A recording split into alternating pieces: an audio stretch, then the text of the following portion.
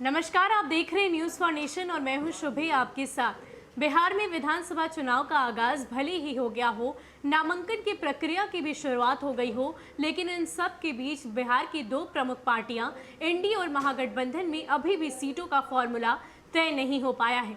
महागठबंधन की अगर बात करें तो आरजेडी और कांग्रेस के बीच में पेच फंसता हुआ नजर आ रहा है, तो वहीं दूसरी ओर एनडीए में लोजपा और जेडीयू के बीच पेच फंसा हुआ है। तो ऐसे में अगर हम देखें राष्ट्रीय पार्टियों के बारे में अगर बात करें तो हमेशा से ही यही देखा गया है कि जब तक वो क्षेत्रीय दल का सहारा नहीं लेती है तो उन्हें आगामी चुनाव में जीत नहीं मिल पाती है। अगर पिछले 3 दशकों में देखें तो बिहार की राजनीति में यही देखने को मिला है कि हमेशा से राष्ट्रीय दल ने क्षेत्रीय दलों का सहारा लिया है, तभी उनकी चुनावी नैया पार हो पाई है।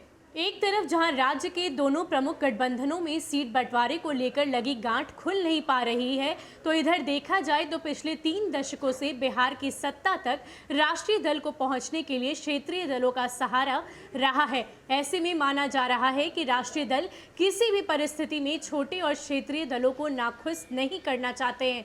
माना जा रहा है कि यही कारण है कि क्षेत्रीय दल राष्ट्रीय स्तर के दलों को आंखें भी दिखाते रहते हैं। आंकड़ों पर अगर गौर करें तो बीजेपी और कांग्रेस दोनों राष्ट्रीय पार्टियां वर्ष 1990 से अब तक किसी भी विधानसभा चुनाव में 100 के आंकड़े पार नहीं कर सकी है। पिछले चुनाव पर गौर करें तो पिछले चुनाव में जेडीयू और आरजेडी के सहारे कांग्रेस सत्ता का स्वाद चख सकी थी, लेकिन जेडीयू कि महागठबंधन से बाहर निकलने के बाद नीतीश कुमार की सरकार गिर गई थी और फिर नीतीश ने बीजेपी के साथ मिलकर सरकार बनाई थी।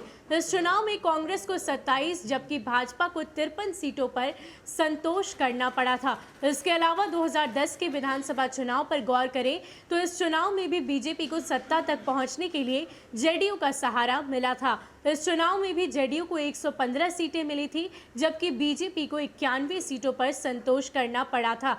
यही स्थिति 2005 के चुनाव में भी देखने को मिली थी, जहां बीजेपी सत्ता तक पहुंची जरूर, लेकिन उसे जेडीयू के सहारे चुनावी मैदान में उतरना पड़ा था। वर्ष 2000 के चुनाव की बात करें तो इस चुनाव में बिहार की 243 विधानसभा सीटों में से आधे से अधिक पर आरजेडी ने अपना परचम लहराकर सत्ता तक पहुंची थी। 1995 के चुनाव की बात करें तो उस चुनाव में भी राष्ट्रीय दल को कांग्रेस की 29 सीटों पर संतोष करना पड़ा था, जबकि बीजेपी को 41 सीटें ही मिल पाई थी। इससे पहले 1990 में भी दोनों राष्ट्रीय दलों को 100 से कम सीटों पर ही संतोष करना पड़ा था। इन सब के बीच अगर पिछले लोकसभा चुनाव की बात करें तो एनडीए के 40 सीटों में से 39 सीटों पर एनडीए ने जीत दर्ज की थी और बीजेपी के उसमें से 17 उम्मीदवार थे, लेकिन इसके बावजूद बीजेपी ने कभी भी अकेली चुनावी मैदान में उतरने की हिम्मत नहीं की।